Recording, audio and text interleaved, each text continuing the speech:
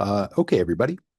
So this is the video for Lab 9B, which is one of those labs where we're going to be doing a little bit of work that, in a program that opens up windows and things like that.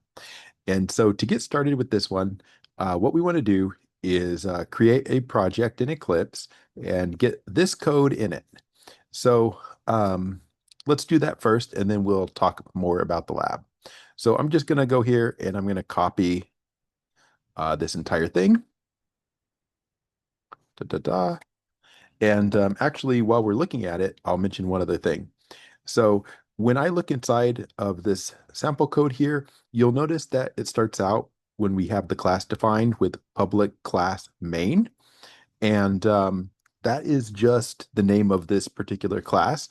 And I would recommend that you name your class main as well, because if you change it to be something else, then you'll have to change all of the places where this code says main with a capital M to whatever you named your class. So it's here. And if you scroll down, you'll find another place where it says capital M main. And if you scroll down, there'll be two more here. Here's one, and the other one at the beginning of the line. And so to avoid having to change all four of those, I would recommend that you name your class main. Now, you can name your project whatever you want. So when I head over here to Eclipse, I'm going to go File, New, Java Project. This can be named anything. So I will just name it Lab 9B, like so. Now in Lab 9B, I'll expand that. I'll click on the SRC folder and right click and do new class. And this is where, when I'm doing the class, I should name it main with a capital M. Now, I don't really have to worry about checking anything else here because I just want a blank class anyway. I'm just going to delete whatever's in there. So if you remember, when I was over here, I did copy all of this code. So in Eclipse, I can just paste this with Command V, and there's all my code. So I'll go ahead and save this, and I think I can run it. Of course, I should change my name here. And you can change the date because the date is wrong since it's whatever Lab 9B was last year. So this is, what's today? I don't know. It's impossible to know what the date is. I think it's the 19th, 26, something like that. Now, what does this do? Well, we can run it and see, and then we'll go look at the lab. So when I run this, this is what we get. So we just get a small window. It's 800 pixels wide by 600 pixels tall. We've got two rectangles being drawn on here. Now, I believe all of the arrow keys should move this green box. So if I press up, down, left, right, we can move that box. And what else can we do? I think WASD does the same thing. It does. So this box can move around. Now, what happens though is when I move this box over near the orange box, this happens. So what's happening is I'm changing the background color when something specific happens. Specifically, what happens when the green box corner, upper left corner of the green box goes inside or to the right of the orange box. And that is a clue as to what this lab is about. So you can see in here that we've got some constants and stuff. We have our main window is going to be 800 by 600. The speed is just how many pixels we're moving the box every time you press the arrow. Um, our green box is going to be the X1 and the Y1. That's going to be the X and Y coordinates for that box. And it's going to be the upper left corner of the box.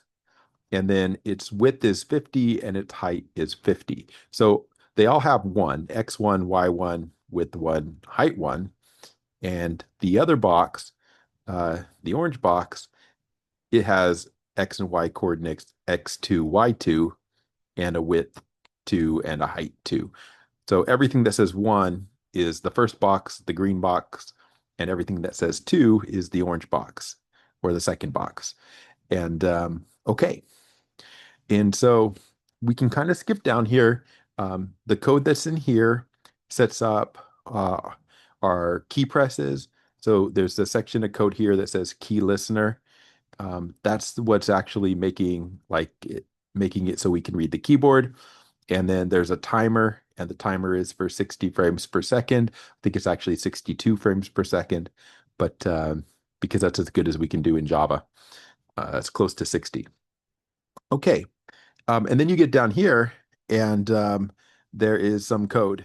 So it says overlap logic section.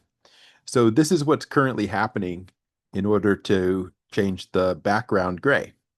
So right now it just says when x1 is greater than x2.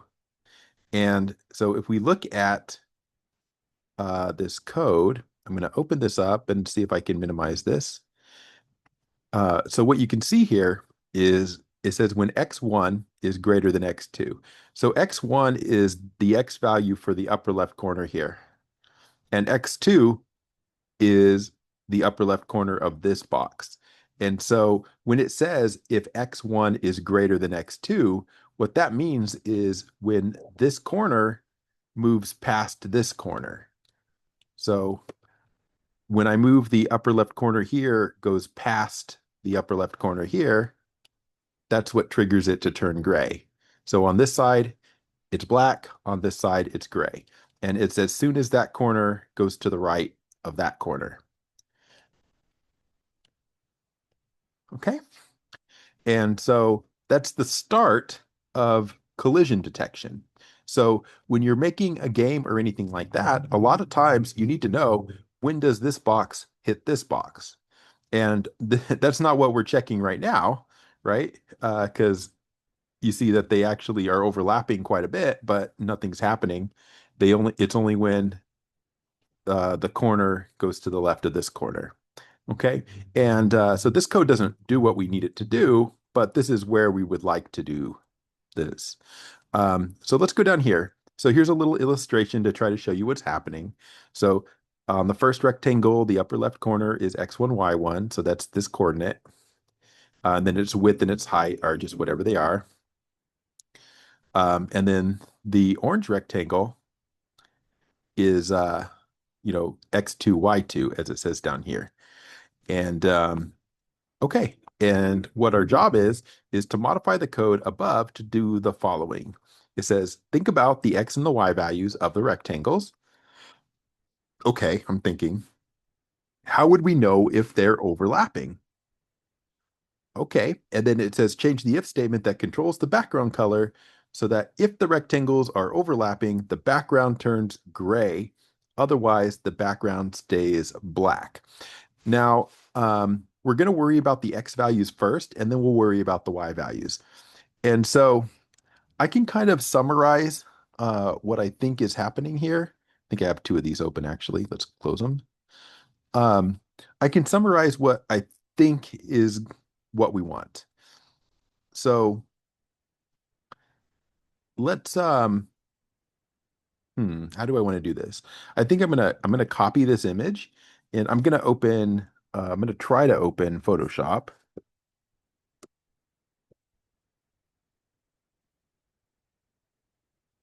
And we'll try to make a new document here. That's the clipboard size. All right, cool.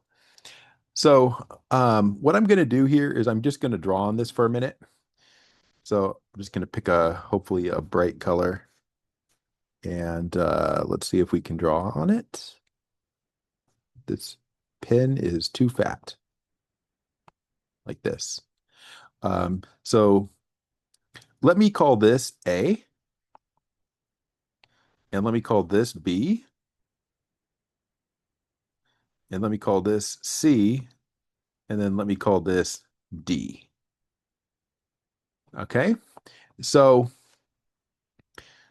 with that kind of numbering, that's not numbering, those are called letters, not numbers. With this kind of labeling for the corners, right?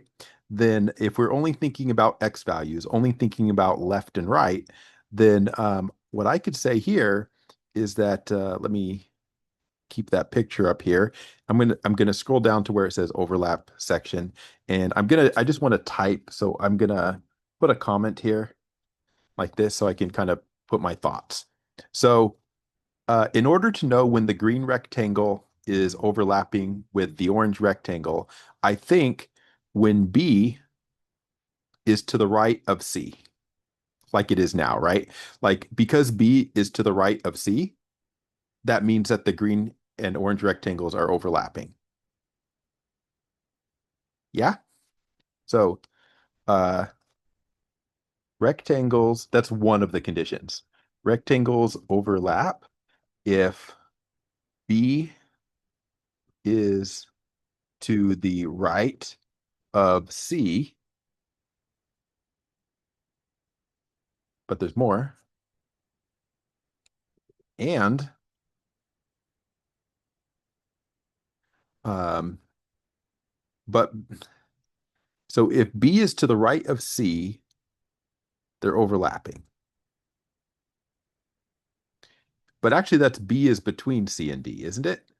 Maybe I should say it that way. B is between C and D. If B is between C and D, they're overlapping. Or if this is not the case here, but what if A was between C and D?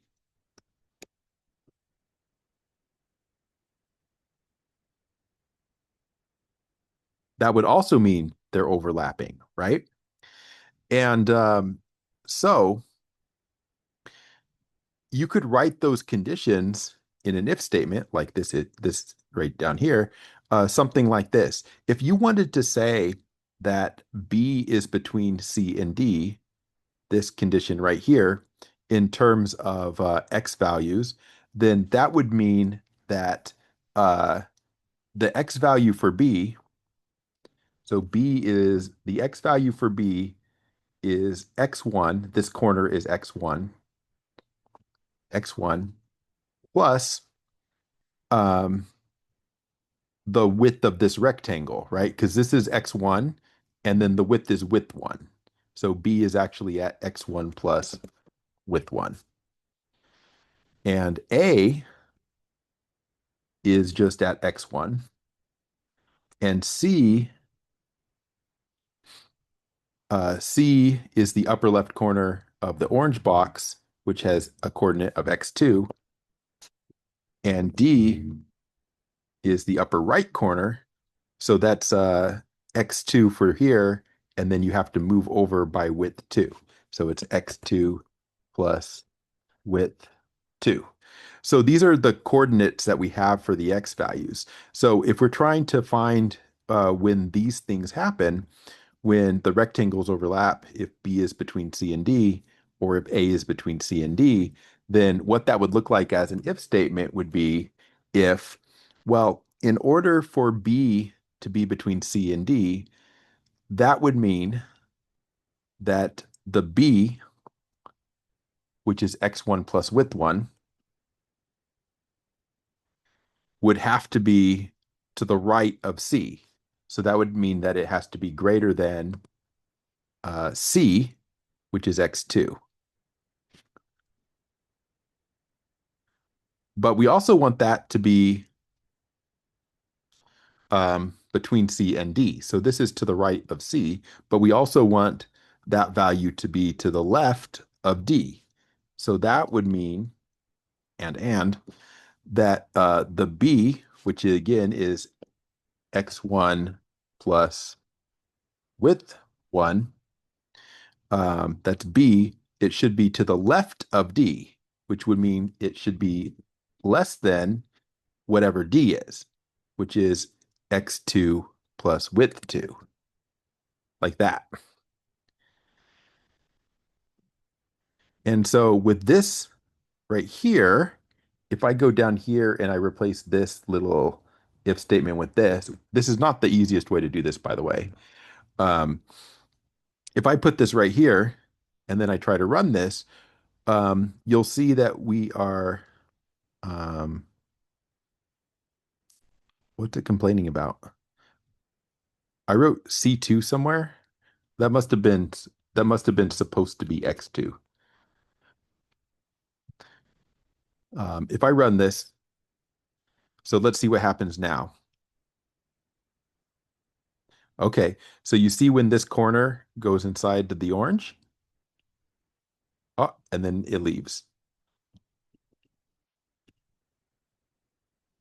But here they're still overlapping, right? And so you would think that it should still be lit up here.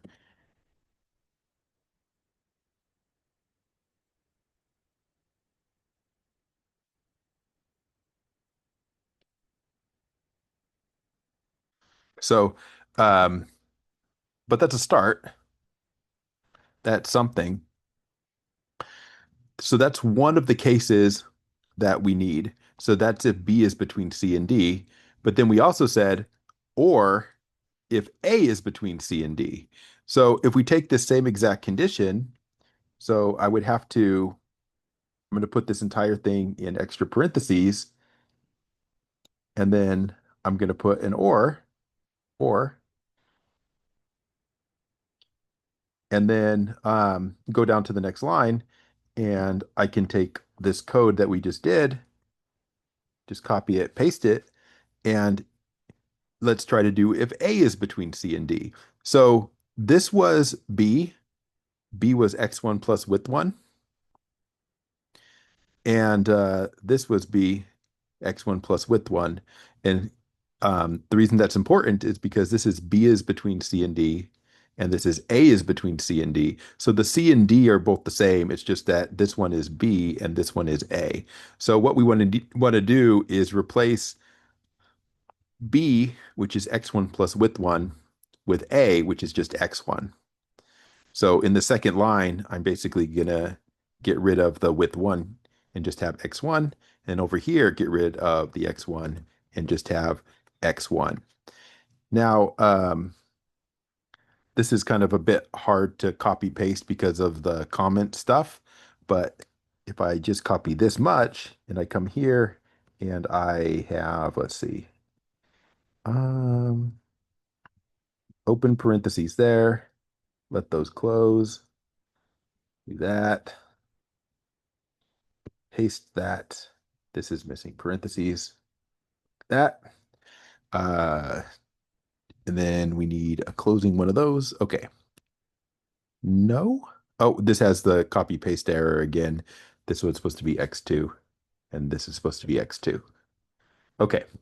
So if we look at this, this is now the top one is if B is between C and D, and the bottom one is if A is between C and D. So if either of these happen, then we should be overlapping on the x-axis.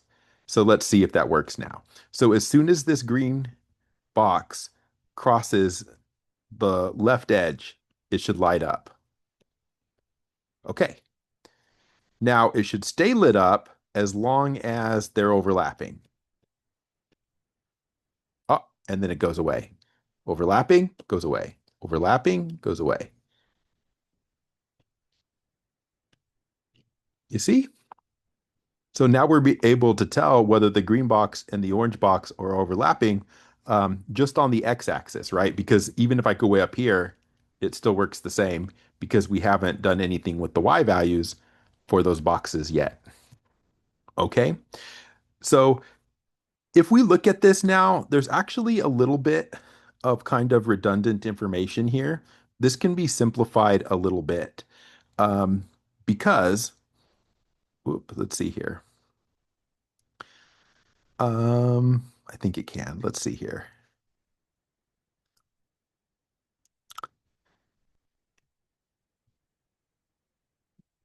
Like this right here says, if x1 plus width 1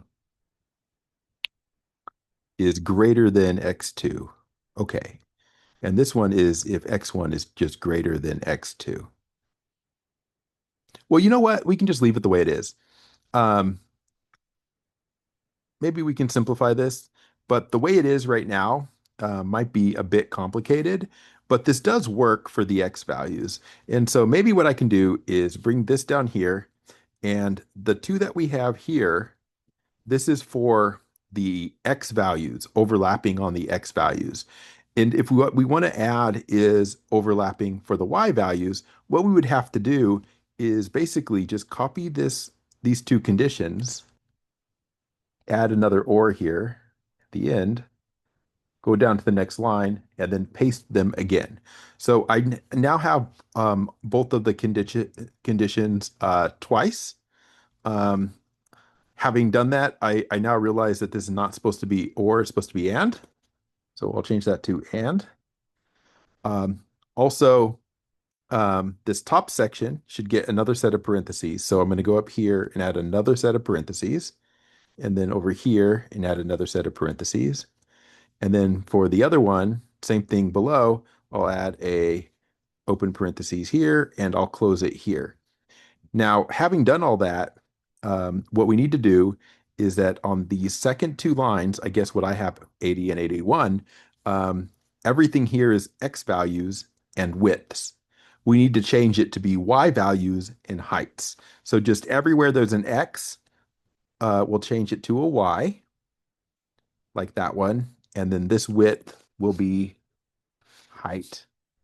And this x2 will be y2. And this x1 will be y1. And this width one will be height 1. X2 will become y2. Width 2 will be height 2.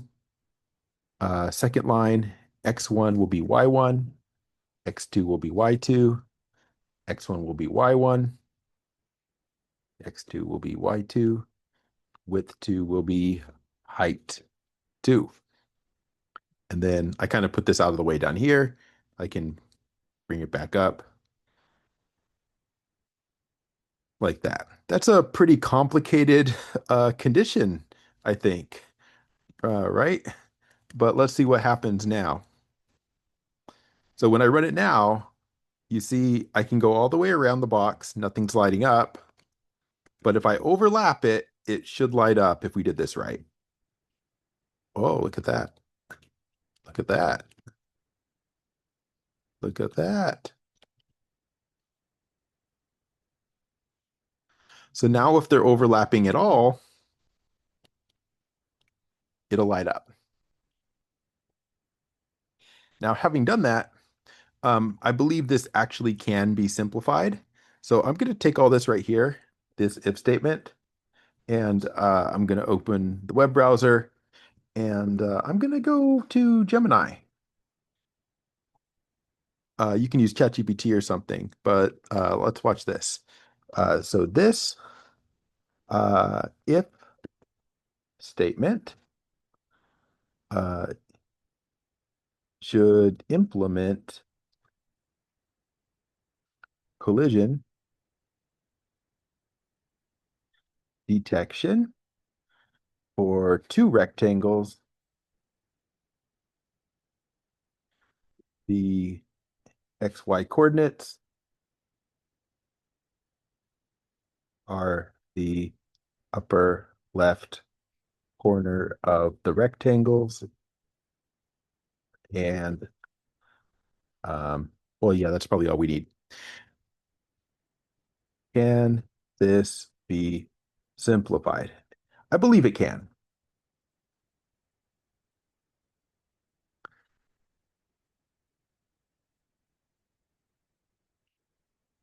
Yeah, so you see it tells us the logic you've written is checking if the edges of the first rectangle are inside the second. Yep. While that works for many cases, it's a bit wordy, and more importantly, it can actually fail if one rectangle is so large that it completely swallows the other one. Um, no, actually, I don't think that's true. I think that's not true. Could be wrong. I have to think about it. Let's see. Yeah, no, it works fine. So AI got that wrong, right? Because it said if the blah blah blah, it can fail if one rectangle is so large that it completely swallows the other one without its edge landing inside the boundaries. I mean, we just checked. You can put one rectangle inside the other one, and it's no problem at all. So as it says here, the standard way to handle this is so-called AABB, axis aligned bounding box collision. And then it says it's often easier to think about what makes it impossible for them to collide. And so um, this is kind of the opposite of what we did. So we detected when one rectangle was inside of the other one.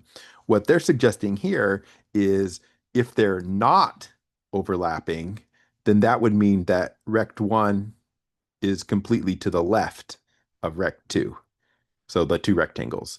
Or if the rectangle is completely to the right, um, or if the rectangle is completely above, or if the rectangle is completely below.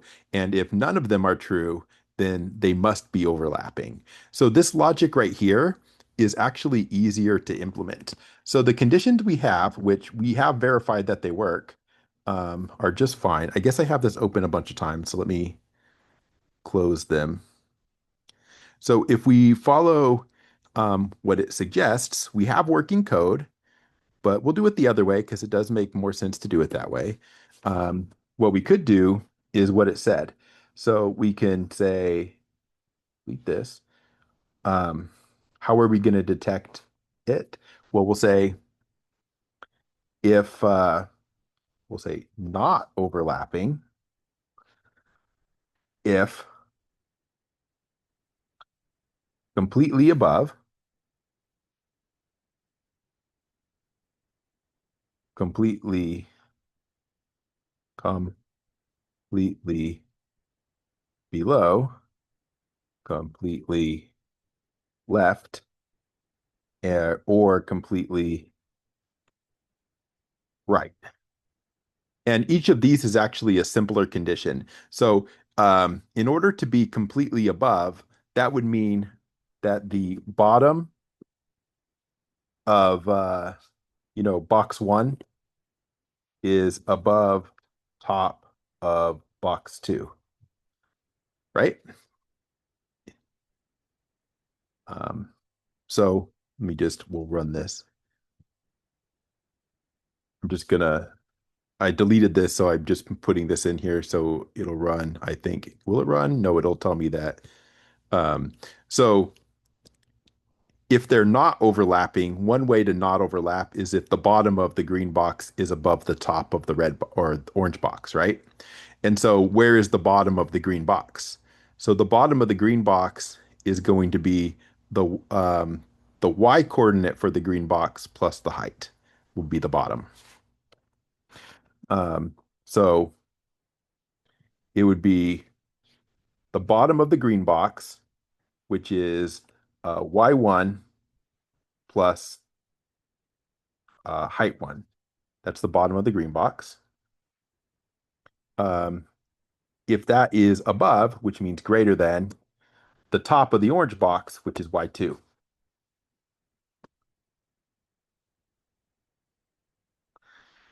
Now, to be completely below, what does that mean?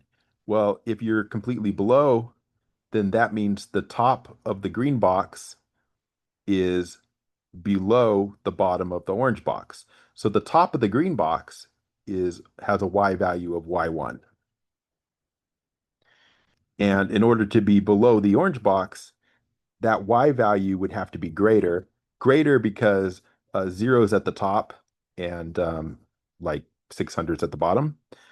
So the y1 is this corner, and it has to be greater than this bottom, which is this is y2 plus height 2 is the bottom.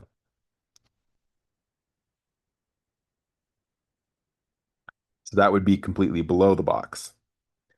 Now, to be completely to the left, that would mean we're over here. That would mean the right edge here has to be to the left of the left edge here. So the right edge here is x1 is this corner plus width 1 would be the right edge. So that would be x1 plus width 1 has to be to the right of the x value here, which is x2. which you might notice that this condition is exactly the same as this condition, but with the y replaced with an x and height replaced with the width.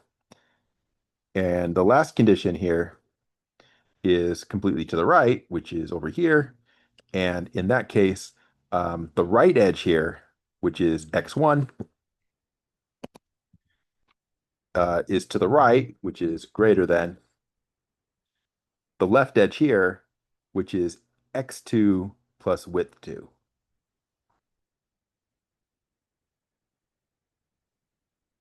And so that would be the case if they're not overlapping.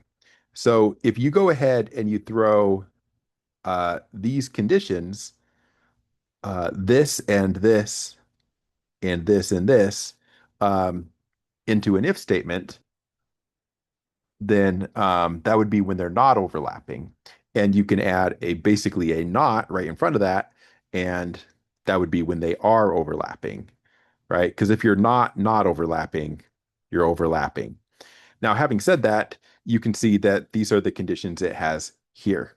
And so what they did was, like my first condition was, how did they're doing this x value first, x1 less than x2. So that's this last condition, x1 greater than x2 plus width 2, and they have x1 less than x2 plus width 2, right? Because this would be if they're not overlapping. So if they are overlapping, then we would just flip this inequality the other way around. So you would take this and put that in there.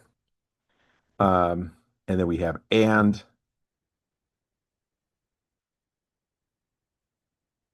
then you can do the next one, and you can just copy paste it in, although we have to change the symbol to the other one, and copy paste the next one in and change that symbol to the other one.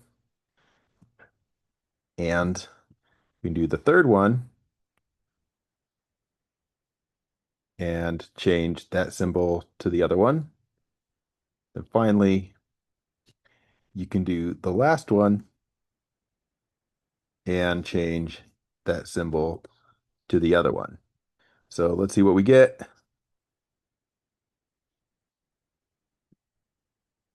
Oh, okay, I got something wrong.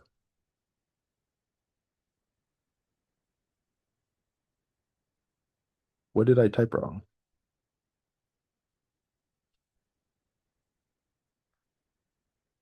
I do not see what I typed wrong, so I'm just gonna paste this in actually.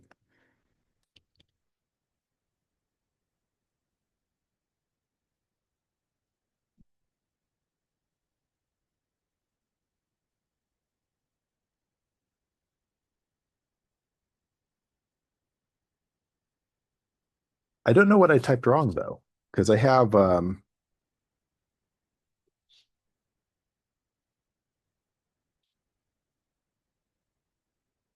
right, so x1 less than x2 plus width 2. That's the last one with this flipped around.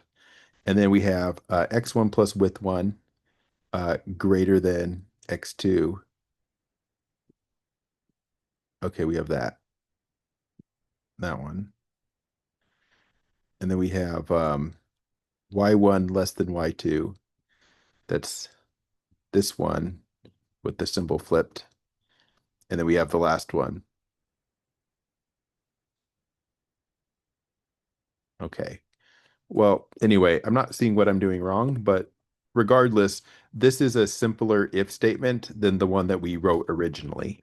And if we look at it, it does work the same, right? Like we can see that when I do this, it's not lighting up, but as soon as the green box hits the orange box, it lights up, which is what we had before. We just didn't have it in the most optimal way. And this is the most optimal way, and that has a name. And as it says here, that's called AABB collision detection, axis aligned bounding box collision.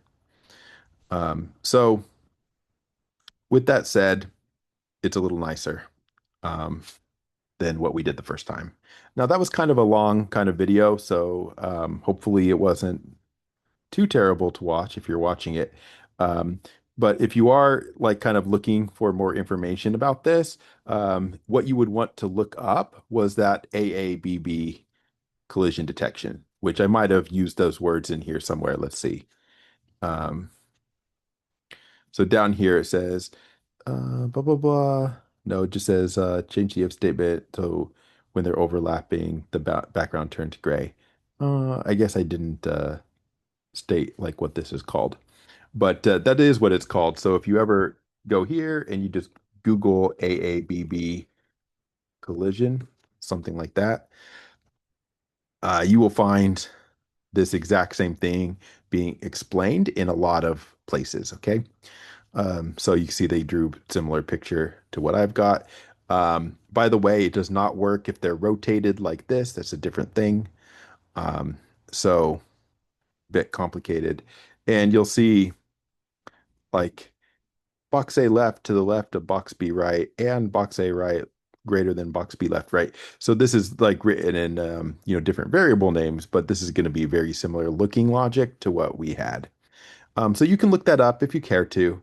That was the main thing we had to do in this lab.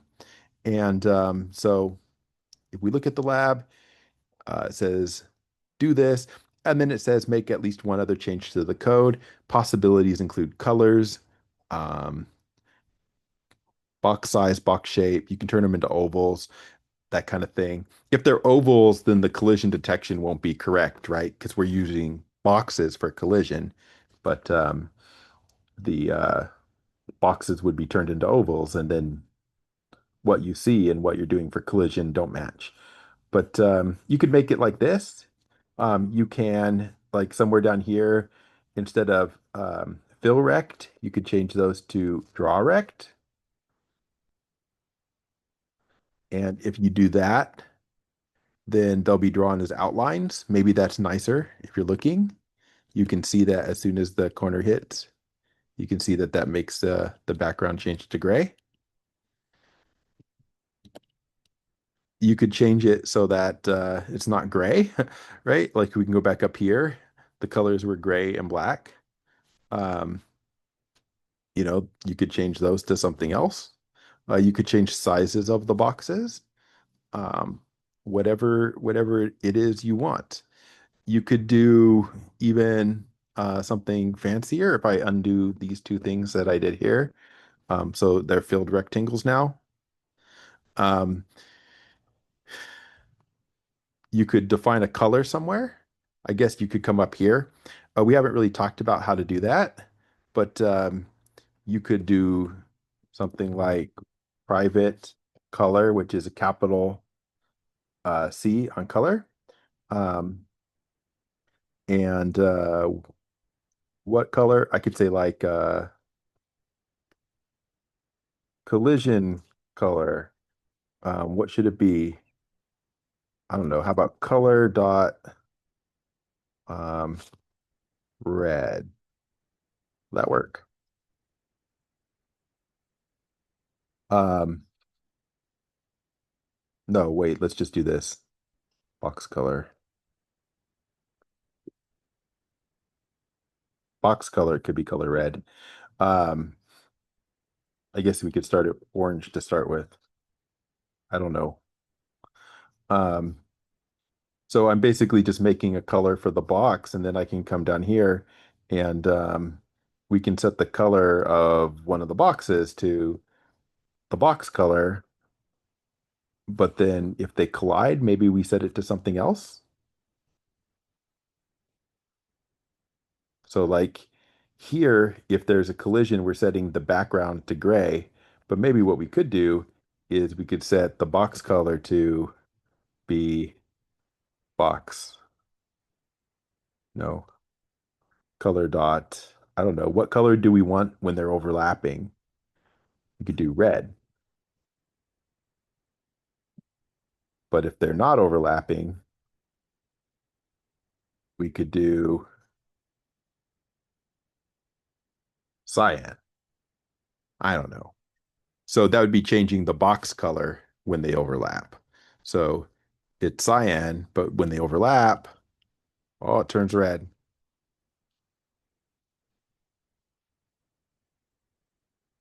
that going to hurt your eyes? I don't know. Um, but yeah, so you can just try to make some kind of change to this, colors, sizes, something, just to play with the code a little bit. And that's it for this lab. Again, I think I talked a little bit too long, but that's okay. Maybe you get something out of it. All right, so that's it for this lab. So I'm going to stop the recording here.